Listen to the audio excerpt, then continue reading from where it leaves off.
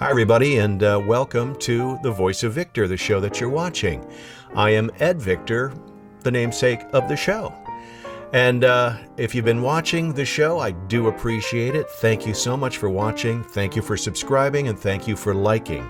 Now, before we get to this week's guest, Mr. Eric Smith, I just wanted to say if there's something you want to talk about, something you want to know, please feel free to contact me at ed@edvictorvo.com. I welcome your comments, and I will respond. So that's cool. And speaking of comments, here's a comment I got from, I didn't get to from the last show, and I think it is a great question. It's pretty direct, and it comes to me from Craig C. in New York City, the Big Apple. Hello, Craig C.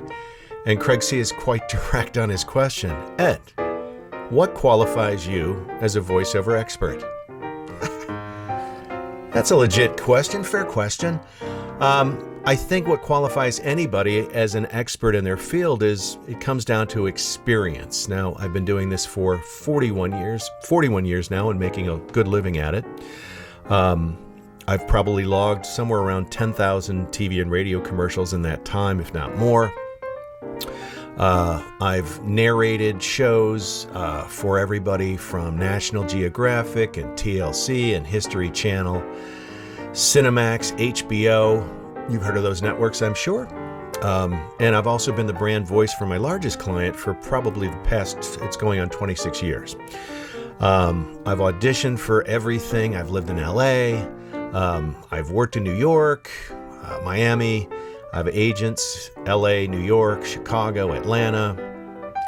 And so I think all of these things combined has helped make me an expert as opposed to me just sending you my resume, which I would, I'd be more than happy to send my resume, but really who cares?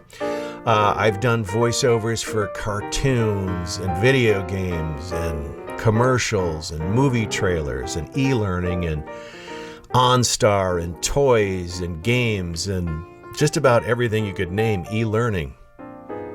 So in 41 years' time, I think that qualifies me as kind of knowing what I'm doing, don't you think? All right, enough of this.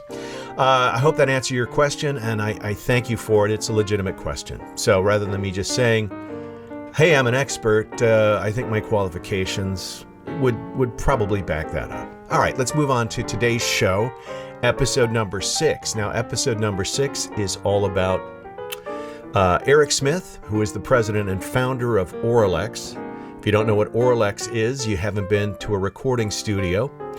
Auralex is the soundproofing stuff here that's all over my studio, in my booth, pretty much everywhere. Auralex today has grown into probably the world's #1 foam sound deadening company, accessories for studio company, on and on and on in the world. And it's probably an opportune time as well to talk with Eric, because as more and more people are setting up recording studios in their home and not going out because of the COVID thing, it's probably a good time to talk to him. So Eric, without further ado, let's get into it. Hello, Eric Smith. Thank you for joining us today on the show. I'm so glad that you're here on the show today. Thanks for taking the time out of your day. Oh, you're very welcome, brother. How are you? I've been great. How have you been? How's things in Indiana? Well, they're not so bad, really. I mean, we're all hunkered down in a secure location with Dick Cheney right now and hope this funk blows over. But, hey, we're, knock on wood, we are happy and healthy, and Auralex is actually doing pretty well right now. And before we get to the questions and all that stuff, I wanted to say thank you for giving that mudguard, the microphone shield, which you've got in the background right there. I wanted to thank you for giving that to Somali. It's great to hear that she's using it. She loves that thing, honest to God, and she is doing major stuff in her studio, and she relies on that thing. I was so happy to hear it as well. So yeah, that's wonderful. And who was the other guy? Oh, you answered some questions from viewers. Yeah. And the other one was Janine in Miami. And thank God Janine asked, so tell me all about Auralex. Hey, you know what? Obviously people are watching, so that's pretty cool. If anybody says they're not affected by this pandemic, then they're lying. Right. But we're actually doing pretty well because, everybody's recording from home, and they realize that they, even if they put on their Walmart top, Right. You know, their room looks and sounds terrible when they're having Zoom meetings and all that stuff. And so anyway, we're actually doing pretty well, and I think you're probably at some point going to ask me about new products. Yeah. We do have some stuff that's coming out that is, we'll say, pandemic budget friendly. Perfect. Well, it's funny because bringing up everybody's working at home now, I'm getting auditions from my agents that are saying specifically, if you don't have a home studio, don't even bother, because all the recording studios pretty much are closed. Okay, well, let's get started here on some of the questions that I've got, and the first one is, give us a brief overview of your background, and the reason I'm asking that is it leads to the next question, which is, what led you to start Auralex? Well, let's see. Most of my background really doesn't have anything to do with the starting of Auralex. Some of it does. It's key. Okay. In my life, I've owned a lot of businesses. Obviously, I've been a radio personality and a talk show host. I've done voiceover, but never, big like you guys have. So I'm not one of you to that degree. But I've been on a mic my share. But we own a pet products company. I've owned a computer business. I owned a graphic design firm. I did modeling. I've done on-camera stuff. Golly, I've been involved in a lot of things over the years. I'm one of those people who's always got, boom, boom, boom, going. Right. Yeah, a lot of irons in the fire. But the big one has always been purity of sound, and so that's what Auralex is all about, obviously. Where did Auralex come from? So I started my career when I was about 7 years old. I started playing drums, and I was pretty good. And so at age 10, I was actually offered the opportunity to leave school and go out on tour as a drummer for a country singer, have a tour bus, a tutor, and all that stuff. Oh, my gosh. And my mother was a school teacher, and she said, no way, you're not going to do that. You're going to grow up the real way. You're not going to be one of those musicians and, and all that stuff. And so anyway, that didn't fly. Okay. But at age 10, I was playing drums with an adult orchestra. At age 12, I was giving drum lessons for pay. At age 16, I played drums in a band that opened for Aerosmith. Went to Butler University, played with the Butler Swing Choir, now called Show Choir. And so anyway, music was really important to me. The music background and playing drums got me into radio, being a groupie. And so I go to Butler University. I started out my intent was to be an attorney. And so I decided I wanted to change my major to radio television.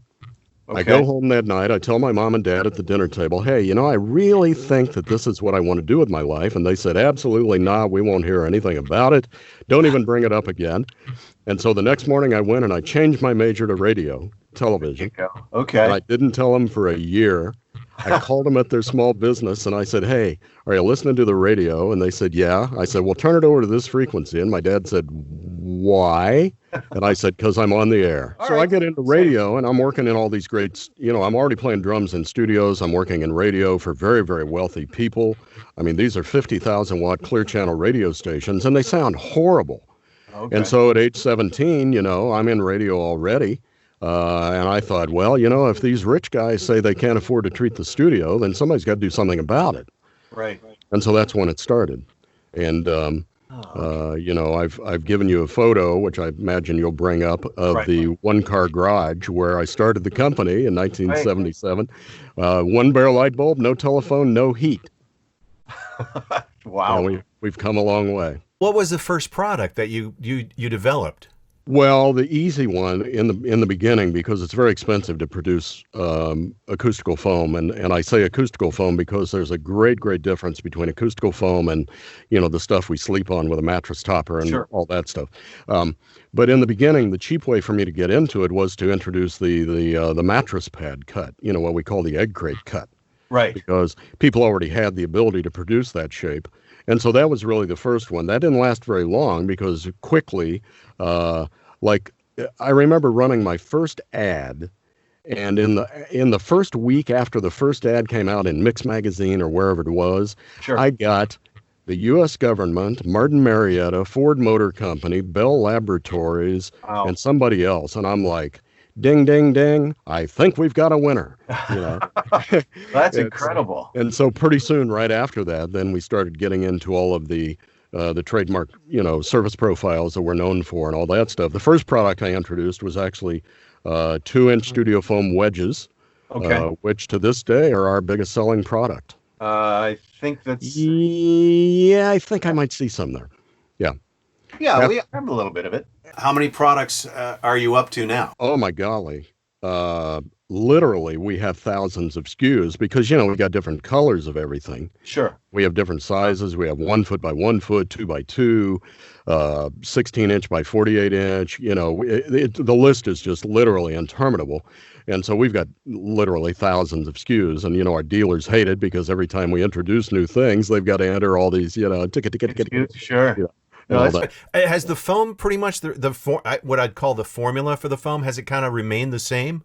We've tweaked it a little bit over the years. Of course, Okay. we do all kinds of acoustical testing and fire testing and all that kind of stuff. But it has stayed very consistent, and it's our chemistry. This is not an off-the-shelf thing. right. I didn't even take chemistry in high school, so I've learned enough about it to know what I knew from day one. There was really only one product on the market, and I knew that I didn't want any of their attributes, and so it was easy for me to go to the chemist and go, all right, here's my laundry list. Okay. And so we began working on that really from day one, and we've tweaked it a little bit over the years. We went more plant-based. We work very hard to try to keep as much flame retardant out of it, but still pass tests. And, Sure. and reduce the carbon footprint and all that stuff. And but yeah, it's essentially what it was, back when we worked to make it what it is. Now, how many are you? You're worldwide. How many countries are you in?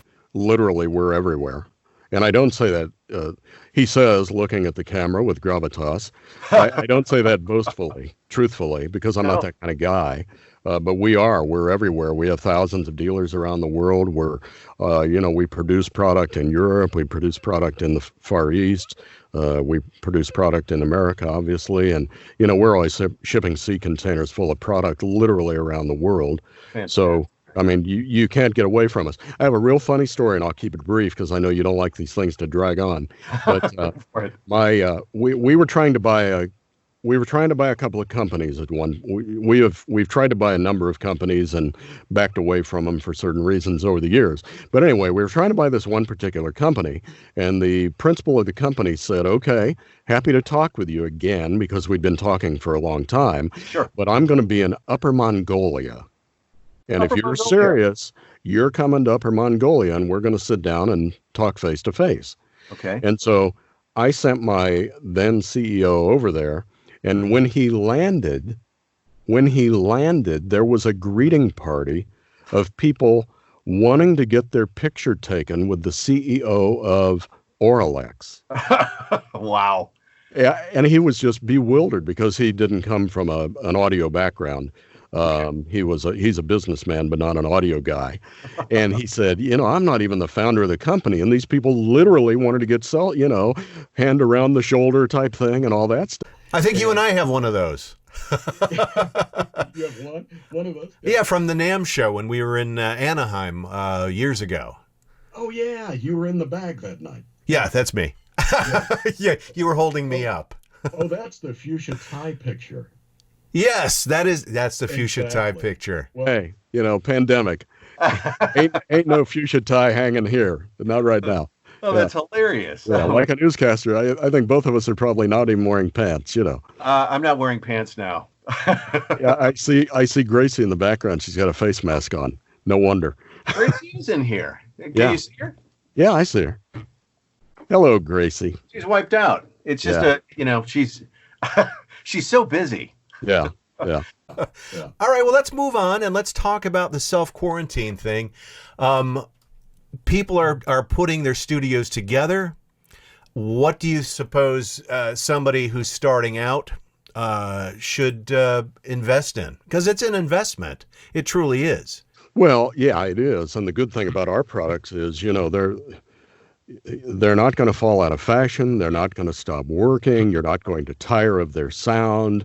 I mean, it is an investment. It's going to hang with you for a long time. Now, are there kits that are already like put together? Oh, gosh. Oh, yeah. Yeah. Yeah, we really pioneered that. Thank you, Ed. I set you up nicely for that, didn't I? Slam dunk. We really pioneered that. We have a very long series of kits that are prefigured for you, configured, and they're called ruminators. Ruminators, absolutely. ROOM. Inators, ruminators. And we have a lot of that. And in fact, because of the pandemic, because we're all in this together and everybody's doing what they can to keep their brand out there and keep the lights on, I mean, realistically, everybody's got to be in it together. And I have dictated that we introduce some pandemic budget-friendly product kits that are only going to be $129 a piece.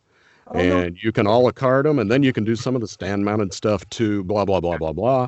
But anyway, it's a very easy way for you to treat the near-field environment or your room as a whole. If you're doing, some of the people watching us right now are probably not VO people specifically. There may be other people who straggled in after a long night in the bars. Wait, there aren't any bars, and and they might be treating the entire room because they're doing Zoom meetings and Skype meetings and things like that. But anyway, these are friendly for both of those markets, because bad sound is bad sound. It doesn't matter if it's a Zoom meeting or a VO thing. Got it. Absolutely. Bad sound is bad sound. I was going to say now, as far as people ordering, I think I have a note here from you that financing is available. We've got full e-commerce now. We've got financing available, budget-friendly pricing, especially during the pandemic, and free shipping over a certain reasonable amount. Okay. So and that matters because studio foam takes up a lot of cubic space. It really does. And so if you're not getting free shipping, sometimes depending on how many boxes and where you are in the world, that can really add up. I was going to ask you to keep things moving along. I know you do consulting work as well, whether it's you or some or folks from your from Auralex. Anybody you can tell me who's besides mine, whose studios you've configured and done? Well, Ed, I call you Ed, but it's your show. I really should call you Mr. Ed. No, but that might be unfair to the horses watching. Well, in voiceover. I already mentioned Bill St. James, Don LaFontaine, God rest his soul. Our products were in his home studio as well as at the, unfortunately now Memorial Don LaFontaine Voiceover Lab. Where I did you and I hung out. That's right. You and I went to Marie Callender's, had a drink, and then I went over and did a multi-hour lecture on acoustics for voiceover. Right over at SAG. That is one of the biggest honors of my career. Right before he passed, Mr. LaFontaine and I developed a bit of a long-distance communication. Very cool. And Auralex ended up not only having our products all over his home studio, but also treating the voiceover lab. And our name is etched in the steel on the wall in the lobby. And that kind of makes me a little goosebumpy just to say that, because that really does mean a lot to me. That's awesome. And it was a great opportunity, and I enjoyed seeing you that night at Marie Callender's. Unfortunately, it's not there anymore, I understand. I know, they shut it down. And yeah, well, we blew it for everybody. And because the time is of the essence here, I was going to say new products we should be looking for, things for the studio.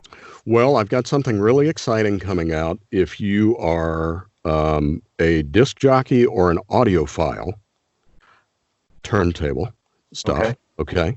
And then we've got some patent type things that are in the works. Okay. And we've of course got the kits that we already talked about that are being introduced. I don't know if they're up on the website yet or by the time this airs, but probably. But those are going to be very affordable. Okay. So yeah, we've got so many things. Irons in the fire. It's not funny.